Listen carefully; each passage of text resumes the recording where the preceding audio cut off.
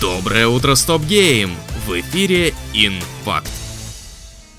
Гэри Ньюман, подаривший миру Garry's Mod, решил рассказать, что из себя представляет сиквел известной песочницы, над которым он в данный момент работает. Проект называется Sandbox, и это больше, чем просто песочница. По словам Ньюмана, это минимизация сожалений после работы с движком Unity. Он разделяет Sandbox на три ключевых сегмента: движок, платформа и самостоятельные игры. Гэри хочет, чтобы его команда, студия Face Punch, работала с самостоятельным движком, потому как отстегивать по $500 000 в год Unity, а потом еще тратить дополнительные средства, чтобы исправлять баги внутри движка, это какая-то фигня. Планируется, что в будущем Face Punch будет создавать все свои игры на Sandbox, а сам движок портирует на консоли и мобилки. Второй сегмент, платформа, подразумевает уже непосредственно Garry's Mod, список игр, между которыми можно будет переключаться в любой момент. Однако, в отличие от оригинального G-мода, здесь авторы игр смогут вводить монетизацию.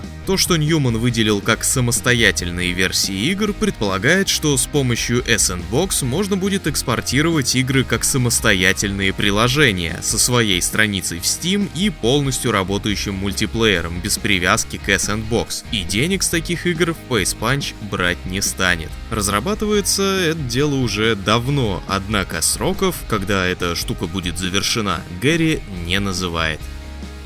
Близится новая Зельда, причем первая Зельда среди всех Зельд, в которой играть мы будем за Зельду. В общем, The Legend of Zelda Echoes of Wisdom. Разрабы выкатили обзорный трейлер, в котором подкинули несколько свежих подробностей об игровом процессе. Собственно, что сообщается? Карта будет разделена на 4 региона: пустыню Геруда, воды Джабул, вулкан Элдин и болото Фарон. У главной героини будет лошадка, с помощью которой передвигаться по миру и сражаться с противниками будет сподручнее, а для совсем ленивых предусмотрена также и система быстрых перемещений по найденным путевым точкам. Авторы приготовили множество квестов, как основных, так и побочных. В специальных лавках можно смешивать найденные ингредиенты и получать смузи с различными эффектами. Разные предметы одежды и аксессуары влияют на способности Зельды, а скиллы у нее очень даже занятные. С помощью магических оков, например, можно будет связывать героиню цепью с птицами и летать, или цепляться за валуны и сбрасывать врагов в пропасти, ну и так далее. Опробовать знания Зельдуньи на практике можно будет 26 сентября при наличии Nintendo Switch. Fall Guys успела наделать немало шума в свое время, а теперь она возвращается. Правда, в виде временного ивента внутри Fortnite. Специально для коллабы разработчики из Mediatonic спроектировали новые уровни с полосами препятствий. Перед началом забега ваш персонаж превратится в забавный боб из Fall Guys, причем его внешность зависит от конкретной экипировки. Если скин не из числа стандартных, то фасолина примет облик по умолчанию. Игрокам дают всего 3 попытки на прохождение. Если успеть миновать препятствия за 2 минуты, игра выдаст ценную награду. Событие продлится до 16 августа. Приключенческий экшен, пропитанный восточной мудростью Black Myth Wukong, теперь уже ничто не заставит сойти с пути. Студия Game Science сообщила, что игра ушла на золото. 8 августа обещают показать свежий трейлер, а еще творцы призвали публику не распространять в сети возможные утечки, дабы не испортить впечатление тем, кто ждет выхода игры. А он случится уже 20 августа на ПК и PlayStation 5. Версия для Xbox Series выйдет попозже.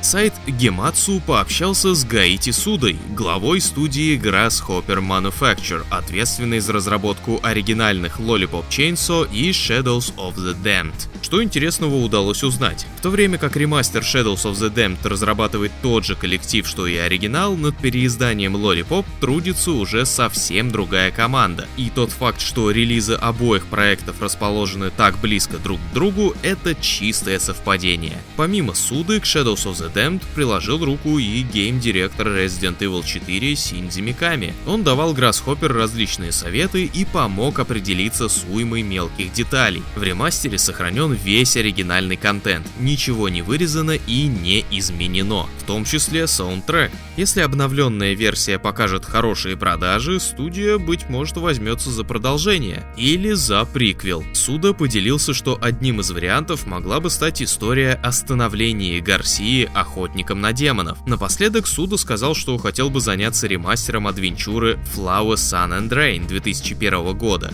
А еще было бы круто увидеть возрождение гонок Road Rush и Burnout. Shadows of the Damned Hell Remastered выйдет 31 октября на ПК, PlayStation, Xbox и Nintendo Switch, без перевода на русский язык. Создатели мультиплеерного хоррора Dead by Daylight наконец-то выкатили трейлер и подробности следующего кроссовера, анонсированного еще несколько месяцев назад. На этот раз наводить суету в ДБД прибудут Дракула и Тревор Бельмонт. Речь, как вы понимаете, о коллабе с Castlevania. Легендарный Кровосись выступит в роли нового убийцы. При этом Дракула станет первым в игре, кто способен менять обличие. В облике вампира он вызывает огонь, превращающий кости в пепел. В форме летучей мыши он может быстро и бесшумно перемещаться, а обратившись волком, выслеживать жертвы по запаху крови. А еще Дракула умеет обездвиживать цели, роющиеся в сундуках. Бельмонт же способен обнаруживать убийцу при завершении починки генератора, автоматически восстанавливать здоровье при ранениях и прокачивать уровень своего предмета, если обездвижит убийцу. Кроссовер уже можно пощупать на тестовом сервере. Официальный же старт состоится 27 августа. Летом следующего года Dead by Daylight ждет встреча с Five Nights at Freddy's.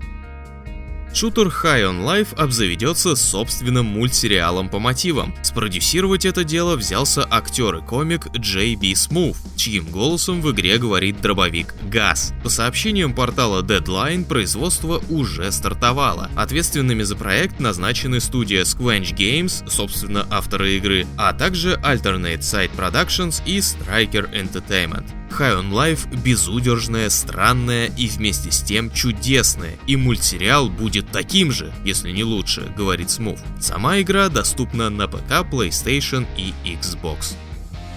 И еще несколько быстрых новостей под занавес. Activision опубликовала трейлер зомби-режима из Call of Duty Black Ops 6. Геймплейные подробности ждем завтра. Хоррор по мотивам тихого места A Quiet Place The Road Ahead получил дату выхода – 17 октября. Платформы ПК, PlayStation 5 и Xbox Series. Lollipop Chainsaw Repop выйдет раньше – 12 сентября, но не везде. Во всех регионах, кроме Европы и западного полушария, игра появится в магазинах, как и планировалось, 25 сентября. На ПК, PlayStation 5, Xbox Series и Nintendo Switch.